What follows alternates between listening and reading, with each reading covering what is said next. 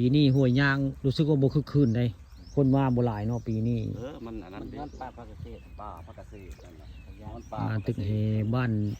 นัดมันมุ่งค่ำน้องบ่นี่ห้วยยางบ่ค่อยมีคนได้มันพอเจ้าตึกหลายหม่องหลายที่โยเดบานเขาลุมเขาหนองปีพระเจ้าไปหนองปิงหลายสูบเร็วนี่ต้องห่วงหนองปีเต็มจะดุงฮะโหจังๆหนองปิงบ่ยังมีมุงลุงบ่แล้วต้องห่วงไปพอสิไปพุ่นอยู่ได้หนองบ่นี่ไปหนองปิงอยู่ได้สิไปท่ายถ้ำจะพุ่นอยู่ได้จังหน่อย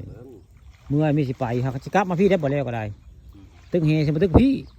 คนหากว่านี้คนโอ้ยโอ้ยหลายเท่าคนไปประกาศเข้ามาพี่เนี่ยปลาเยอะ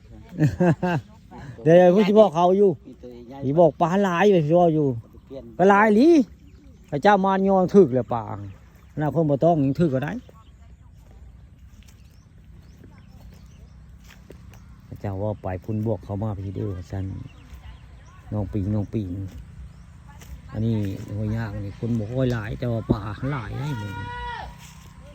ปลาหลายได้บริเวณหัวยากคนพิการนี่ผ้าโบเทกคนบ่ค่อยมีมันตรงเลยครับห้วยซิมบ้านอ่างก็เลยบ่ค่อยมีคนนะ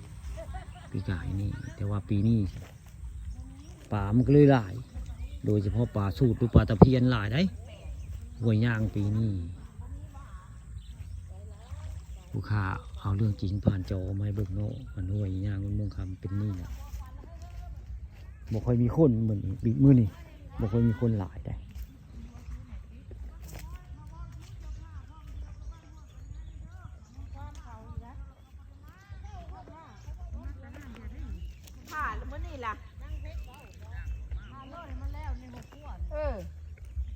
น่าเสียนที่หน้าบุ้งแต่เลยจบมาตาให้คนละเท้าคือเดียวบะคือประชวนวะไปพร้อมเขาใช้หูจักแล้วไปทำงาน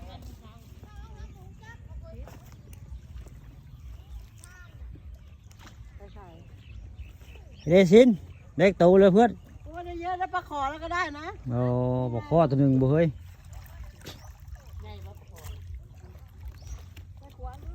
วันนี้ไม่ค่อยมีคนมาหลายเนาะห้วยยางมือนี้นี่เขาขึ้นมืออะไรมีคนเลยเนาะ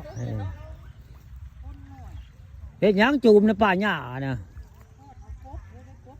แต่จะกบตัวหนึ่งทีโอ้คือเก่งกว่าหมูเถอะวะกล้าเข้าไปป่ากระเสกหกกระแท้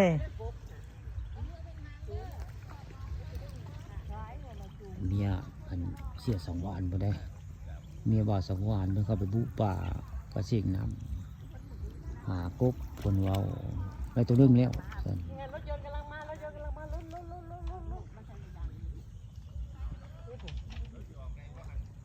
นี่แหละห้วยยางบ้านมุงคำตำบลตาลผ่าป่าวันนี้แล้ววันอาทิตย์มันมืด